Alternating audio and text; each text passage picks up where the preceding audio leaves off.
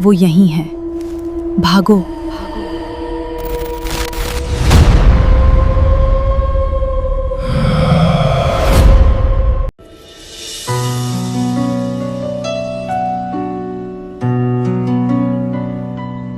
गांव में शनिवार की वो काली रात गुजर चुकी थी, लेकिन रविवार की सुबह अपने साथ कोई नई किरण नहीं बल्कि एक भारी मातम लेकर आई थी।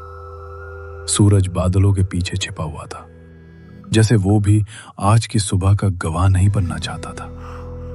गांव की चौपाल पर सन्नाटा पसरा था, पर यह सन्नाटा शांति वाला नहीं, खौफ वाला था।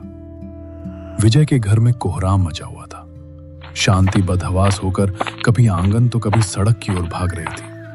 अरे कोई तो जाओ, कोई तो देखो, हमरा मर्द कहाँ रह गया? कल शाम से गए हैं, रात भर हम जाग के काट दिए, पर वो नहीं आए।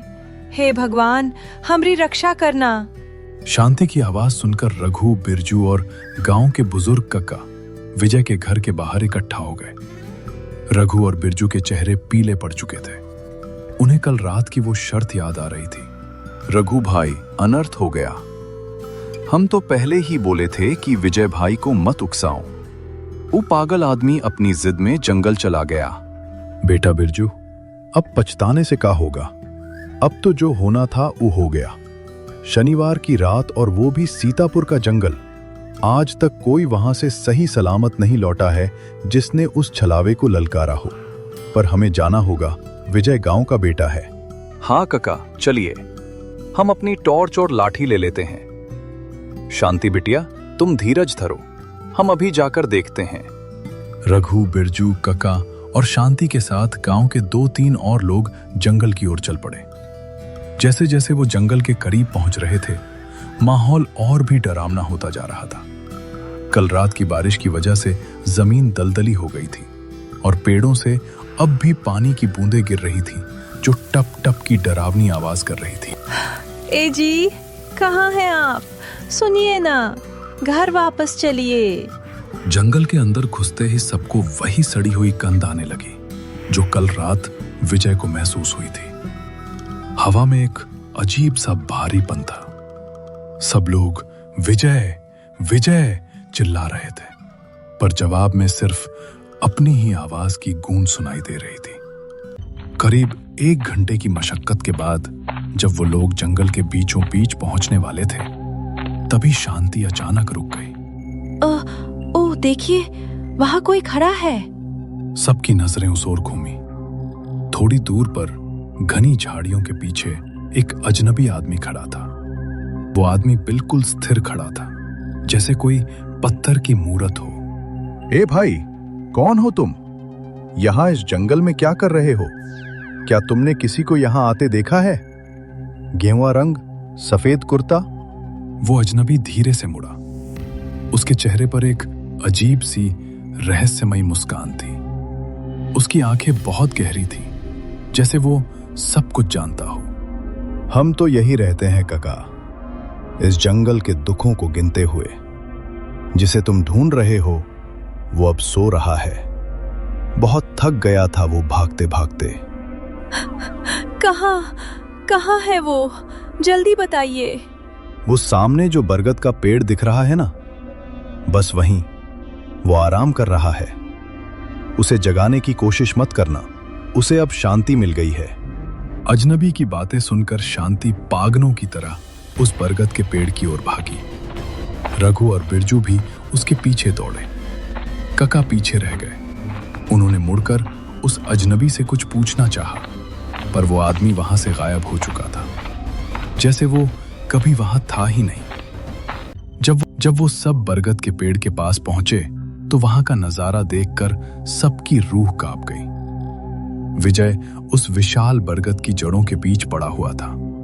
उसकी आंखें पूरी तरह खुली हुई थीं, मानो वो मरते वक्त भी किसी चीज को देखकर डर गया हो। उसका शरीर नीला पड़ चुका था।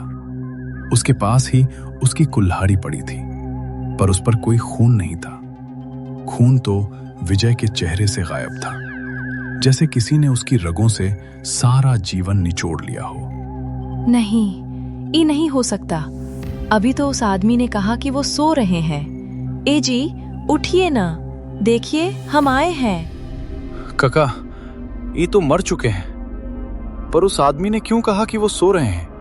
रघु, वो कोई आदमी नहीं था, वो छलावा ही था जिसने हमें यहां तक पहुंचाया ताकि हम अपनी आंखों से विजय का हश्र देख सकें। उसने विजय को मार दिया और अब वो हम पर हंस रहा है। तभी जंगल में एक जोरदार हंसी गूंज उठी, वही हंसी जो विजय ने कल रात सुनी थी। ऐसा लगा जैसे पूरा जंगल विजय की मौत का जश्न मना रहा हो। बरगद के उस विशाल पेड़ के नीचे विजय की ठंडी लाश पड़ी थी। शांति का विलाप पूरे जंगल की खामोशी को चीर रहा था। रघु और बिरजू पत्थर की मूरत बने खड़े थे। उनकी आंखों में सिर्फ डर नहीं बल्कि एक पछतावा भी था। अगर उन्होंने उस रात चाय की दुकान पर विजय को चुनौती ना दी होती तो शायद आज वो जिंदा होता। अब यहां रुकना खतरे से खाली नहीं है। सूरज सिर पर है, लेकिन जंगल का अंधेरा बढ़ रहा है। विजय के शरीर को उठाओ, हमें इसे गांव ले जाना होगा। रघु और बिरजू ने हिम्मत जुटाई और विजय के बेजान शरीर को उठाने के लिए आगे बढ़े। जैसे ही उन्होंने विजय के हाथ को छुआ, बिरजू चीख पड़ा, मरे, ई का है। और देखिए काका, इसके हाथ पर ई काला निशान कैसा? विजय की दाईं हथेली पर एक अजीब सा काला निशान था, जैसे किसी ने जलते हुए कोयले से शनिवार का प्रतीक बनाया हो। काका ने उसे गौर से देखा और उनका चेहरा सफेद पड़ गया। ई छलावे की मुहर है। उसने विजय की आत्मा को कैद कर लिया है। अब इसकी मिट्टी को भी शांति नहीं मिलेगी। गांव वाले किसी तरह विजय की लाश को लेकर गांव पहुंचे। पूरे सीतापुर में जैसे मातम का सन्नाटा पसर गया था। हर घर के दरवाजे बंद थे। सिर्फ विजय के घर से रोने की आवाजें आ रही थीं। चिता तैयार की गई, बीच से लोगों को विजय की चीखें सुनाई दे रही थीं, जबकि वो मर चुका था। ये आग उसे स्वीकार नहीं कर रही है। ये छलावे का खेल है। उसी रात जब सब कुछ शांत हो गया,